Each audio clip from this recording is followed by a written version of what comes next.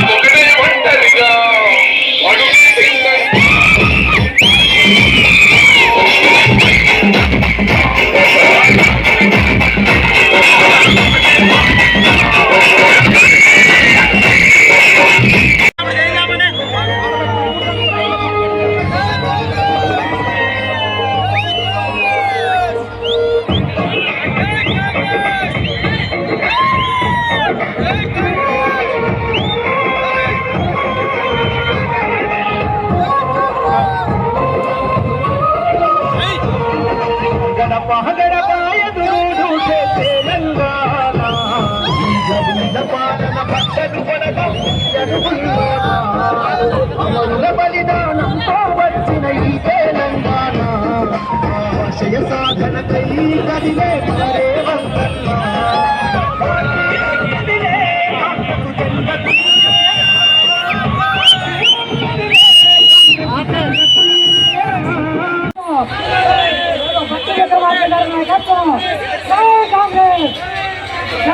కాంగ్రెస్ జై కాంగ్రెస్ యనమల రేవంత్ రెడ్డి గారి నాయకత్వం యనమల రేవంత్ రెడ్డి గారి నాయకత్వం మట్ట రాఘమయ్య గారి నాయకత్వం టైగర్ శ్రీనివాస్ రెడ్డి గారి నాయకత్వం బట్టి విక్రమార్క గారి నాయకత్వం తోమల నాయక గారి నాయకత్వం కాంగ్రెస్ పార్టీ కార్యకర్తలారా అభిమానులారా సానుభూతి పరులారా కాంగ్రెస్ కుటుంబ సభ్యులారా మీరందరూ కూడా దయచేసి రింగ్ కార్నర్కి రావాల్సిందిగా కోరుతా ఉన్నాం సోదరులారా మీరందరూ కూడా దయచేసి రింగ్ కార్నర్కి రావాల్సిందిగా కోరుతా ఉన్నాం చేతులు జోడించి హృదయపూర్వకంగా విన్నవించుకుంటున్నాం సోదరులారా మీరందరూ కూడా సంవిధానం పాటించి మన నాయకుడికి బ్రహ్మరథం పట్టవలసిందిగా కోరుతా ఉన్నాం సోదరులారా మన ప్రియతమ నాయకుడికి బ్రహ్మరథం పట్టడం చేయడానికి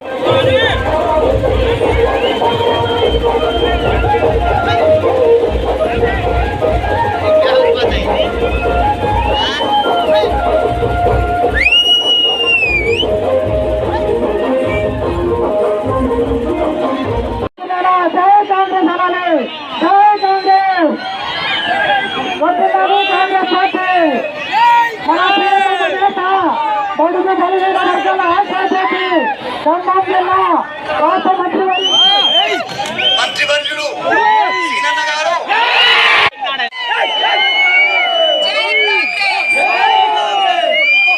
ఈరోజు జన సందోహం జన సముద్రం మరి మీ ఘోషలో సముద్ర పాలనైనా వినపడు అంత సంతోషంతో అంత ఉత్సాహంతో ఉద్వేగంతో ఉన్నారు మీరందరూ కూడా మా గెలుపు ఖాయమైపోయింది మెజార్టీయే మేము చూసుకోవాల్సింది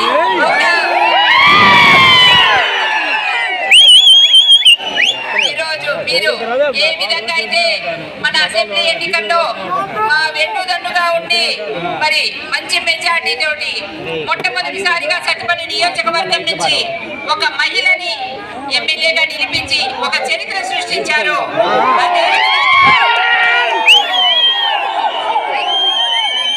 అదే విధంగా ఇప్పుడు మన పార్లమెంట్ అభ్యర్థి గారైన రామసాయం రఘురామరెడ్డి గారిని అత్యధిక మెజార్టీతో గెలిపించి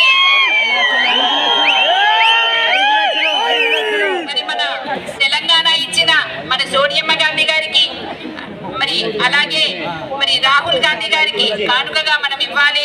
మరి మనం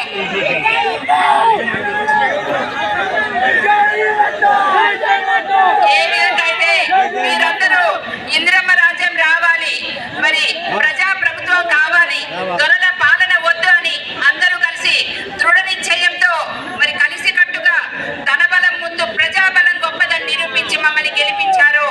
అదే స్ఫూర్తితో ఇవాళ మరి మీరు మన పార్లమెంట్ అభ్యర్థి గారిని కూడా గెలిపించాలని అందరికీ పేరు పేరున నేను శిరస్సు వచ్చి నమస్కరించి వేడుకుంటున్నాను. మరి మన ప్రభుత్వం ఎన్నికల మేనిఫెస్టోలో ఏవైతే 6 గ్యారెంటీలు ప్రవేశపెట్టారో అందులో ఆల్రెడీ 5 గ్యారెంటీలు అమలు చేయడం జరిగింది. ఎన్నికల కోడ్ వల్ల 6వ గ్యారెంటీ ఆగింది. అది కూడా ఎలక్షన్లు అయిన వెంటనే మరి మనకి ఇందిరమ్మ ఇల్లు మన శ్రీరన్న ఇక్కడే ఉన్నారు, రెవెన్యూ శాఖ మంత్రులు.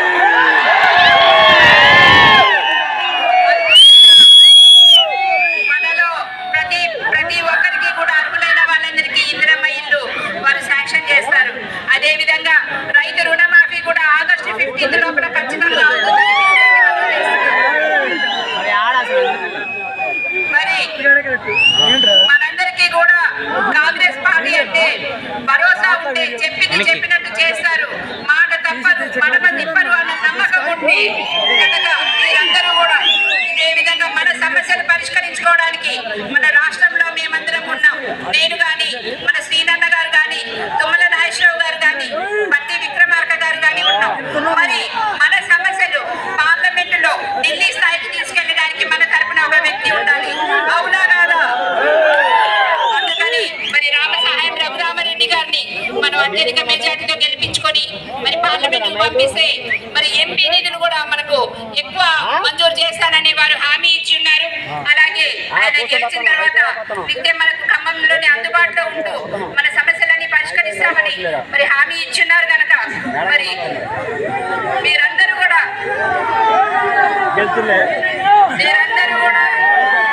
సహకరించి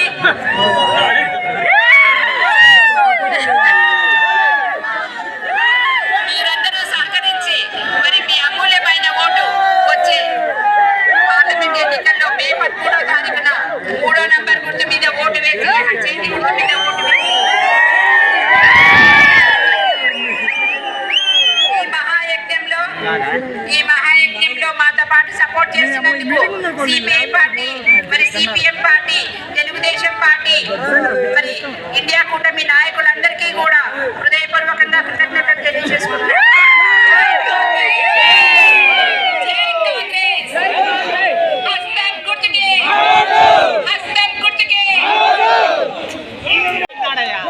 ఈరోజు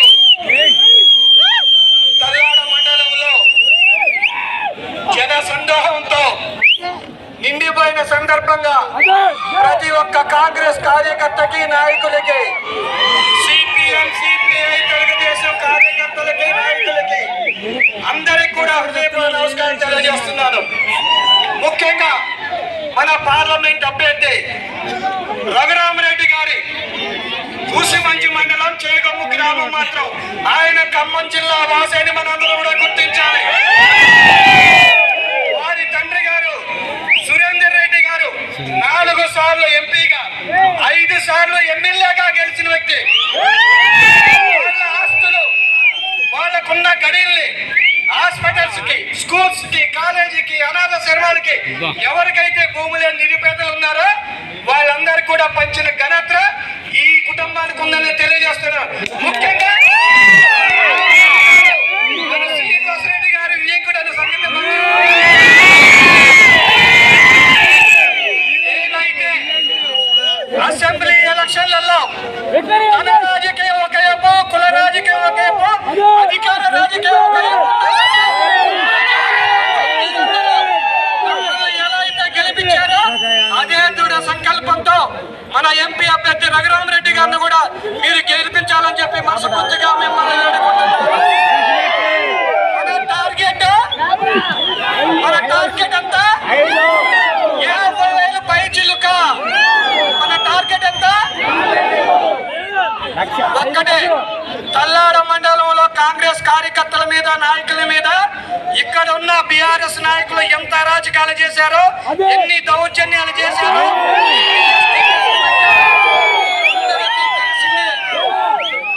ఇక నుంచి ఆ దౌర్జన్యాలు ఉండవు, ఆ దైవతాలు ఉండవు, ఆ ఎస్టీ కేసులు ఉండవు.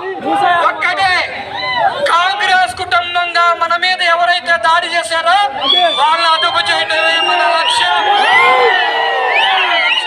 అదే ఒక్కటే చెప్తున్నాను. కాంగ్రెస్ మనకి ఏం చేసిందని చెప్పి బీజేపీ కానీ, బిఆర్ఎస్ కానీ చెప్తున్నారు. కాంగ్రెస్ ఈ దేశానికి, కాంగ్రెస్ కుటుంబం నుంచి ఇద్దరిని పని చేశారు. ఒకళ్ళు ఇందిరాగాంధీ, రెండోది రాజీవ్ గాంధీ. రాజీవ్ గాంధీ గారి బాంబ్ బ్లాస్ట్ లో పగిలిపోతే ఎక్కడెక్కడ ముక్కలైతే చిన్న పిల్లలైనటువంటి మన రాహుల్ గాంధీ గారి, ప్రియాంక గాంధీ గారు కానీ తండ్రి మొహం కూడా చూడని పరిస్థితి. అంటే ఎంత దారుణం ఉన్నా చూడండి. ఎవరైనా సరే ప్రాణాలు అర్పించాలనుకుంటే అది గాంధీ గారి కుటుంబం అని చెప్పి మనం గర్వంగా చెప్పుకోవచ్చు. మేము దేశాని కోసం, కాంగ్రెస్ కోసం మా నాయనమ్మ, మా నాన్నగారు ప్రాణాలు అర్పించారు. మా ప్రాణాలు పోయినా సరే ఈ దేశం కోసం ఆ మహా వ్యక్తులకి మనం ఈ రోజు సపోర్ట్ చేసిన పరిస్థితి ఉంది. ఖమ్మం జిల్లా నుంచి రఘురామరెడ్డి గారికి అత్యధిక ఓట్ల మేరతో మనం గెలిపించినట్టయితే 5 లక్షలు కాలంలో మనకి ఏది కావాలన్నా సరే మనం అడగడానికి ఛాన్స్ ఉంటుంది. రాహుల్ గాంధీ గారి ప్రారంభోత్సవం చేయడంలో ఖమ్మం జిల్లా ఒక సీటుగా ఉండాలని చెప్పి మిమ్మల్ని కోరుకుంటున్నాం. అలాగే మన ముఖ్యమంత్రి వర్యులు శ్రీనివాసరెడ్డి గారు కానీ, బట్టి గారు కానీ, తుమ్మనేశ్వర గారు కానీ మాకు ఏదైనా మీ నుంచి వచ్చిన విన్నపాన్ని మేము కనుక చెయ్యలేకపోతే ముగ్గురు మంత్రులు చెప్పి మీది ఏదైనా సరే మేము చేయడానికి సిద్ధంగా ఉన్నా చెప్పి మీకోసం, మీ మీద ఒంటి మీద ఈగ వాళ్ళ సరే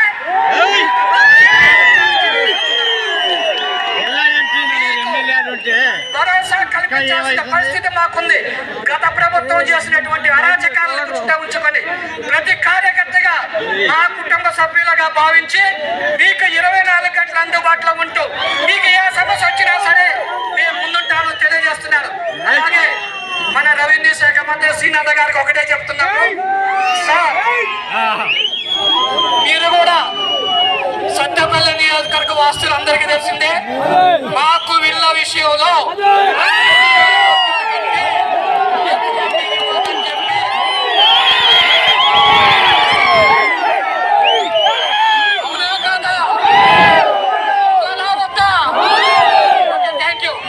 మళ్ళొక్కసారి మన పార్లమెంట్ సభ్యులు రఘురామరెడ్డి గారి గుర్తు హస్తం గుర్తు ఒక్కసారి అందరూ చేతులు పైకి ఓటు వేయడానికి సిద్ధమా? ఓటు వేయడానికి సిద్ధమా? హస్తం గుర్తు మీద ఓటేద్దామా? 50,000 మేటి పైన 50,000 మేటి పైన. జై కాంగ్రెస్, జై రేవంత్ రెడ్డి, జై సోనియా, జై Rahul. Thank you very much. మంత్రివర్యులు సీనన్న గారు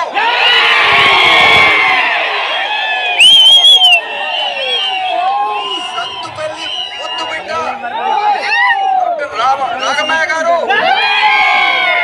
దయానంద్ గారు, విజయబాబు గారు, పళనిస్వామి గారు, స్వర్ణమ్మ గారు, అలాగే సిపిఐ సిపిఎం టీడీపీ మిత్రులు, వేదికపై ఉన్న మిగతా పెద్దలందరికీ, మరి తల్లాడ మండలికి విచ్చేసిన మీ బిడ్డలందరికీ నా హృదయపూర్వక నమస్కారం తెలియజేస్తున్నాను. కేవలం 150 రోజులనే రేవంత్ రెడ్డి గారి ప్రభుత్వం 6 గ్యారంటీలలో 5 గ్యారంటీలు అమలు చేశారు. అందులో ఆడపడుచులకు ఆర్టీసీ బస్సులో ఫ్రీ ప్రయాణం చేయడానికి వసతి కలిగింది. చేస్తున్నారు అమ్మగారు. 200 యూనిట్ల కరెంటు ఉచితంగా ఫ్రీ. 500 రూపాయల గ్యాస్ సిలిండర్ కూడా ఇస్తున్నారా? మరి ఎలక్షన్ కోడ్ అయిపోయినాక రేవంత్ రెడ్డి గారు మనకు 2 లక్షల రూపాయల రుణమాఫీ కూడా. అదే విధంగా టిఆర్ఎస్ ప్రభుత్వం గురించి కొంత మాట్లాడుకుందాము. వారు చేసిన 10 ఏళ్ల పరిపాలనలో 1 లక్ష రూపాయల రుణమాఫీ చేయలేదు, ఇళ్ల స్థలాలు ఇయ్యలేదు, ఉద్యోగాలు ఇయ్యలేదు, ఎగ్జామ్ పేపర్ లీకేజ్ కూడా చూశారు. మరి కాళేశ్వరం ప్రాజెక్టు 1,50,000 కోట్ల కుంభకోణం మీరు చూశారు. అయితే టిఆర్ఎస్ ప్రభుత్వంకి ఓటు వేయొద్దు, వేయొద్దు. అదే విధంగా బీజేపీ గురించి కూడా మాట్లాడదాము. వారు గ్యాస్ సిలిండర్, ఆనాటి గ్యాస్ సిలిండర్ 400 రూపాయలు ఉండేది, అది తీసుకుపోయి ఇప్పుడు ఎక్కడుందండి? 1,100 రూపాయలు. 1,100 రూపాయలు పైకే పోతాది. పెట్రోలు 60 రూపాయలు ఉండేది, అది ఎక్కడుందండి? ఇప్పుడు 110 రూపాయలు. 110 రూపాయలు. ఉద్యోగాలు 2 కోట్ల ఉద్యోగాలు అన్నారు. 2 కోట్ల ఉద్యోగాల నుంచి 1 కోటి ఉద్యోగాలు తీసేశారు. ప్రభుత్వ సంస్థలన్నీ అదానికి వేరే వేరే పెద్ద కంపెనీలకు అమ్మేశారు. ఉద్యోగాలు పోయినాయి దాంతో. ఇంకోటి ఈ మధ్యన వాడు రాముల వారు అయోధ్య అంటున్నారు. మరి మనకు రేరా రాముల వారు? మన వారు కాదా? మనం కూడా పూజిస్తాగా? శ్రీరామనవమి చేసుకుంటామా? బీజేపీ కూడా వద్దు. మొదటిసారిగా ఇంత శక్తివైనమంతా 3 మంత్రివర్యులు ఉన్నారు. బట్టి విక్రమార్కులు గారు, తుమ్మల గారు, అదేవిధంగా టైగర్ సీనన్న గారు. అల్లాడ బిడ్డలారా, అవకాశం ఇవ్వండి మీకు సేవ చేయడానికి. 5 ఏళ్ల బట్టి ఖమ్మం వదిలిపెట్టకుండా ఇక్కడే ఉంటారని శబ్దం చేస్తున్నారు. గెలిపియండి, రాహుల్ గాంధీని గెలిపియండి. ప్రతి 5 ఏళ్ళు ఇక్కడే ఉండి మీకు సేవ చేస్తా అని శబ్దం చేస్తూ సెలవు తీసుకుంటున్నాను.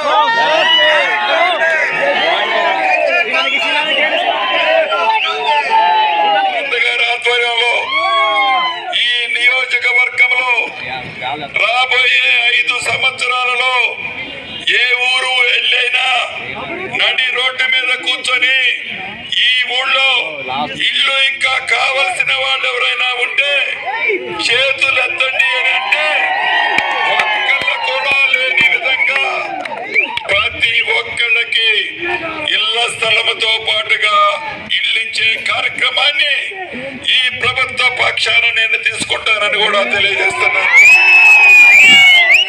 అంతేకాదు కొంతమందికి అర్హులైన వాళ్ళకి తెల్ల కార్డులు ఇవ్వాల్సిన అవసరం ఉంది. తప్పకుండా అర్హులైన ప్రతి ఒక్కరికి తెల్ల కార్డుతో పాటుగా పెన్షన్ కూడా ఇవ్వటం జరుగుతుంది. మూడోది రైతన్నులకి గౌరవ ముఖ్యమంత్రి గారు చెప్పారు, ఆగస్టు 15వ తారీఖు లోపు 2 లక్షల రుణమాఫీని అకౌంట్లో వేస్తాం. వీటితో పాటుగా విద్యా వైద్యం విషయంలో ఈ రాష్ట్ర ప్రభుత్వం ప్రత్యేక శ్రద్ధతో ప్రతి పేదవాడికి మంచి వైద్యంతో పాటు వారి పిల్లలకి మంచి విద్యను కూడా ఇచ్చే కార్యక్రమాన్ని చేపట్టబోతుంది. తమ్ముడు చెప్పాడు, నేను రెవెన్యూ మంత్రిని, ధరణిలో కొన్ని సమస్యలు ఉన్నాయి. ఈ ఎన్నికలైన తర్వాత ఆ సమస్యల్ని కూడా శాశ్వతంగా పరిష్కరించే బాధ్యత ఈ రాష్ట్ర ప్రభుత్వం తీసుకుంటుంది. వీటితో పాటుగా పేదవాళ్ల వైద్యం కోసం ఆరోగ్యశ్రీ కార్డు స్పష్టంగా చూపించారు. అనేక వేదికల మీద నేను దయానంద్ గారు చెప్పేవాళ్ళం, అధికారం ఎప్పుడు ఎవడబ్బ సొత్తు కాదు. ఈనాడు మీరు అధికారంలో ఉన్నారు, ప్రజల దీవిస్తే ఇటు పక్క అధికారంలో మేము కూర్చుంటాం, ప్రతిపక్షంలో మీరు కూర్చుంటారని చెప్పాం. మీ అందరి దయతో ఆ పైనున్న దేవుడు దీవెనలతో తెలంగాణ రాష్ట్రంలో మీ గుండెల్లో ఉన్న ఇందిరమ్మ ప్రభుత్వాన్ని తీసుకొచ్చుకున్నారు. 10 సంవత్సరాల కేంద్రంలో మోదీ గారి పరిపాలన చూసాం. మాటలు చెప్పడం తప్ప విదేశాలకి నెలకి 4 విదేశాలకు పోయి రావటం తప్ప, రోజుకొక ఖరీదైన సూటు మార్చడం తప్ప కొత్త రాష్ట్రమైన తెలంగాణ రాష్ట్రానికి చేసింది ఏమీ లేదు. ఇందాక రఘురామరెడ్డి గారు చెప్పారు, మేము అధికారంలోకి వస్తే 2 కోట్ల ఉద్యోగాలు ఇస్తానన్న పెద్ద మనిషి మోదీ గారు, వారు అధికారంలోకి వచ్చిన 10 సంవత్సరాలలో 1 కోటి ఉద్యోగాలు ఊడగొట్టారు తప్ప కొత్త ఉద్యోగాలు ఇచ్చిన సందర్భం ఏమీ లేదు. రాష్ట్ర విభజన జరిగేటప్పుడు కొత్త రాష్ట్రమైన తెలంగాణ రాష్ట్రానికి అనేక హామీలు విభజన చట్టంలో చేర్చారు. విభజన చట్టంలో చేర్చిన ఏ ఒక్క అంశాన్ని ఆనాడు అధికారంలో కేంద్రంలో ఉన్న మోదీ గారు ఇవ్వలేదు. కనీసం వాటిని అడగాలి అనే ఇంగిత జ్ఞానం కూడా గత ముఖ్యమంత్రి కేసీ గారికి లేదు. అసెంబ్లీ ఎన్నికల్లో కర్రు కాల్చి గత ముఖ్యమంత్రికి ఓత పెట్టినా మళ్ళీ చేతిలో కర్ర పట్టుకొని మన మధ్యకు వస్తున్నాడు మాయమాటలతో. దోచుకున్న డబ్బుని దాచుకున్న దాన్ని కాపాడుకోవడం కోసం తన బిడ్డ కవిత గారిని జైలు నుంచి ఇడిపించడం కోసం ఈనాడు ఏ పార్టీ అయినా బీజేపీ పార్టీకి తొత్తు పార్టీగా టిఆర్ఎస్ పార్టీ ఉన్నది అనేది చెప్పకుండానే నిన్న ఖమ్మంలో ఆనాటి ముఖ్యమంత్రి గారు చెప్పింది మీరందరూ విన్నారు. అదేంటో మీకు చెప్తాను. ఖమ్మం నడివడ్డు మీద మాజీ ముఖ్యమంత్రి గారు కేసీఆర్ గారు అన్నారు, మీరు నామా నాగేశ్వరరావు గారిని గెలిపిస్తే మంత్రిని చేస్తాను అన్నాడు. అంటే నువ్వు ఏ పార్టీతో పొత్తులో ఉంటున్నావు? బీజేపీ పార్టీలో పొత్తులో ఉండటం కోసం మళ్ళీ మాయ మాటలు చెప్పి రైతుల పట్ల ప్రేమ చూపిస్తున్నట్టు, నా ఆడబిడ్డల పట్ల ప్రేమ చూపిస్తున్నట్టు, నా తమ్ముళ్ళ పట్ల ప్రేమ